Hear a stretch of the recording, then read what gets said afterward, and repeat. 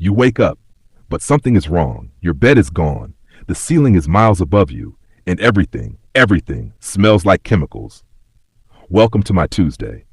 Because today I am an ant. Not metaphorically. Not in some office with a terrible boss. I mean a literal, six-legged, exoskeleton-wearing, colony-serving ant. And before you click away thinking this is going to be some boring nature documentary, just hear me out. Because ants might be the most insane creatures on this planet, and I spent 24 hours living exactly like one. So buckle up. This is going to get weird. It's 6 a.m., and I don't wake up to an alarm. I wake up to pheromones. That's right, ants don't use sound to communicate. They spray chemicals called pheromones that basically translate to, "Get up, we have work to do." Imagine waking up every morning because your roommate sprayed perfume at your face. That's ant life. I'm living underground right now, by the way. Our colony, about 100,000 of us, lives in a network of tunnels called a formicary. Some of these tunnels go 3 feet deep into the earth. It's dark, it's humid, and it smells like a lot of ants. But here's the wild part. I can see in the dark. Ants have compound eyes made up of hundreds of tiny lenses. I don't see things sharply the way you do. My vision is more like a mosaic, pixelated, wide angle. Think GoPro from 2009, but useful. I also have 2 antennae on my head, and these things are not decorations. They are basically my smartphone, my nose, my GPS, and my weather app all in one. I can feel vibrations, smell food from far away, and even detect changes in temperature.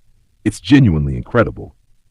Anyway, the colony is awake, which means I need to get to work. Oh, and before I forget, I should tell you what kind of ant I am today. I'm a worker ant, female. Because, fun fact, all worker ants are female. The males exist for one purpose only, to mate with the queen. Then they die. Males literally have the worst deal in the animal kingdom, but that's not my problem today. My problem today is carrying food that weighs 50 times my own body weight. Let's go. It is now 7 a.m., and I am in a line. A very long line. Worker ants follow pheromone trails, like invisible highways that the scouts laid down earlier. If a scout finds food, she runs back to the colony, laying a scent trail. Then every other ant follows that trail, and if they find good food too, they add more pheromones on the way back, making the trail stronger. Bad trails fade. Good trails get stronger. It's basically a crowdsourced GPS system, and it works perfectly. The journey to today's food source is about 200 body lengths away. For me, that's like walking about 300 meters. For a human, that doesn't sound far. But I'm the size of a sesame seed. Every pebble is a boulder. Every raindrop could literally kill me. Every shoe is a potential asteroid. I encounter a stick in my path. A normal human would step over it. I have to figure out whether to climb it, go around it, or find a gap underneath. I go around. Smart choice. Then, a crisis. A human walks by and blows our pheromone trail with their footstep. Suddenly I'm standing here with 40 other ants, antennae twitching, completely confused. We scramble around for about 30 seconds until someone rediscovers the scent. Then we're back. Crisis averted. By 8 a.m. I reach the food source. It's a fallen piece of mango. And I need to tell you, in ant terms, this is like finding an entire supermarket. The excitement is real. Here's where being an ant gets both impressive and deeply humbling. I need to carry a piece of this mango back to the colony. The piece I've grabbed is about 10 times my body weight.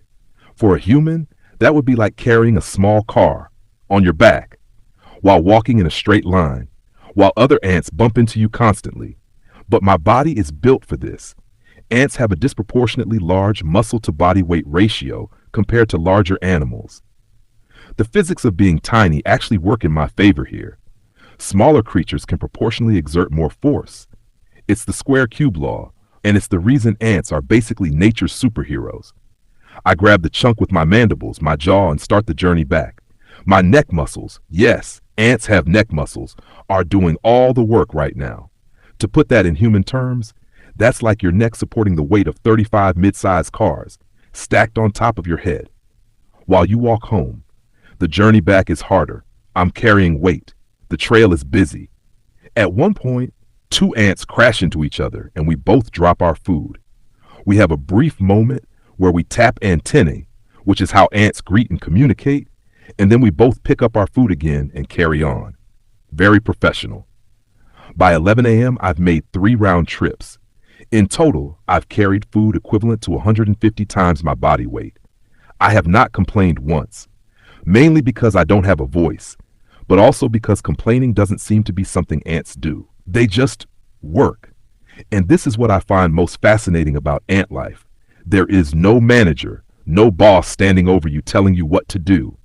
Worker ants self-organize based purely on pheromone signals and simple rules. It's called stigmergy. The colony functions like a giant brain, with each ant being a single neuron, and no single ant knows the full picture. Yet the system works flawlessly, every single time. Here's something that will make you slightly uncomfortable. Lunch in the ant world involves sharing pre-chewed food from one mouth to another. It's called trophallaxis. Basically, a worker ant who's been out foraging comes back with food in a special second stomach called the crop, essentially a social stomach, and then regurgitates it for other ants to eat. Now, before you say gross, consider that this system is incredibly efficient. Food gets distributed colony-wide with zero packaging, zero wastage, and zero grocery stores. Bees do it too. Nature keeps inventing this idea because it just works. I don't get a lunch break, technically. I eat on the go, swapping nutrients with other workers while simultaneously checking in on the larvae, the baby ants, in the nursery tunnels below. Part of my role as a worker is making sure the young are fed and warm. If the temperature drops, we physically carry larvae deeper into the earth. If it gets too hot, we carry them up. We are the world's most dedicated babysitters.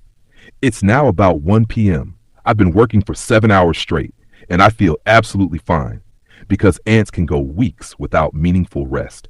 Their endurance is absurd. Humans, by comparison, are embarrassing. It is 2:30 p.m., and the colony is under attack. A beetle, a rove beetle specifically, has gotten into the outer tunnels, and this is not a small threat. Rove beetles are predators that sometimes disguise themselves using ant chemicals to infiltrate colonies and eat the larvae. The alarm pheromone goes off instantly. I can feel it, a sharp, acrid scent that triggers an immediate response in every ant nearby. It's basically a chemical fire alarm. And unlike a human fire alarm that half the office ignores, every single ant responds immediately. Soldier ants, larger with bigger mandibles, rush toward the intruder. Worker ants like me begin securing the larvae, moving them deeper into the colony. The whole operation takes less than 90 seconds from alarm to response. It's military precision without a military command structure. The beetle is eventually expelled. No major casualties. The colony resumes normal activity within minutes. I, on the other hand, am shaking, metaphorically, because ants don't really shake. But if I could, I would be. What amazes me isn't just that the colony survived, it's how it survived. No general gave orders. No emergency meeting was called. Thousands of individual ants simply responded to a chemical signal according to their role, and together they solved a complex problem in real time. This is what scientists call swarm intelligence, and it's one of the most sophisticated things in nature. It's 5 p.m. The foraging slows down. In many ant species, activity decreases in the late afternoon as temperatures rise or light changes. We start to consolidate. And here's something I did not expect about ant life. Ants groom each other constantly. It's called allogrooming. Ants clean each other's antennae, bodies, and legs to remove dirt, parasites, and foreign chemicals. It looks like they're hugging. It's actually hygiene. And this is critical for the colony's survival. A dirty antenna means faulty communication.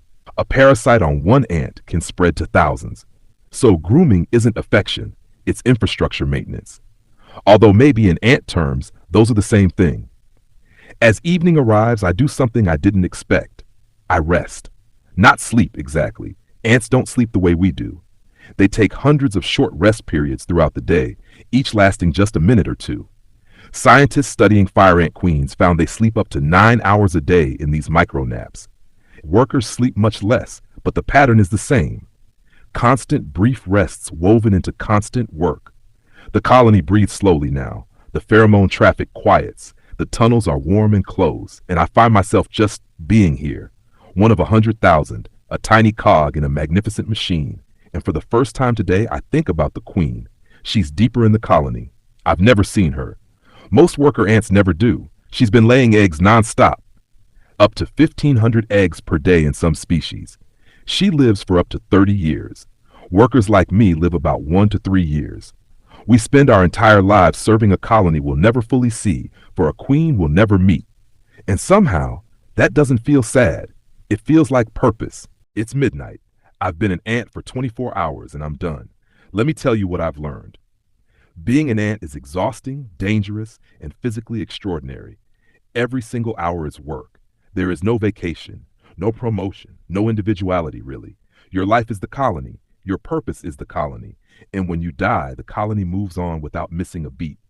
And yet, ants have been on this planet for 130 million years. Humans have been here for about 300,000. Ant colonies collectively weigh more than all humans on Earth combined. They farm fungi. They wage wars. They build structures more complex per unit of size than anything we've ever built. They have solved problems, traffic flow, resource distribution, waste management, that human engineers spend careers trying to figure out. All without a plan, all without a leader, all without any single ant knowing the full picture.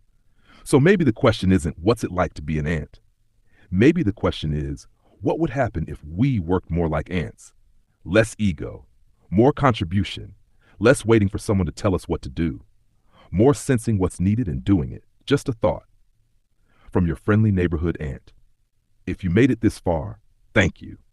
You just spent 10 minutes being an ant with me. And honestly, I respect that deeply. If you like this video, subscribe, because next time we're going somewhere even smaller or even stranger.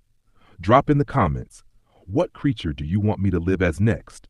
I'll see you in the next one. Stay curious.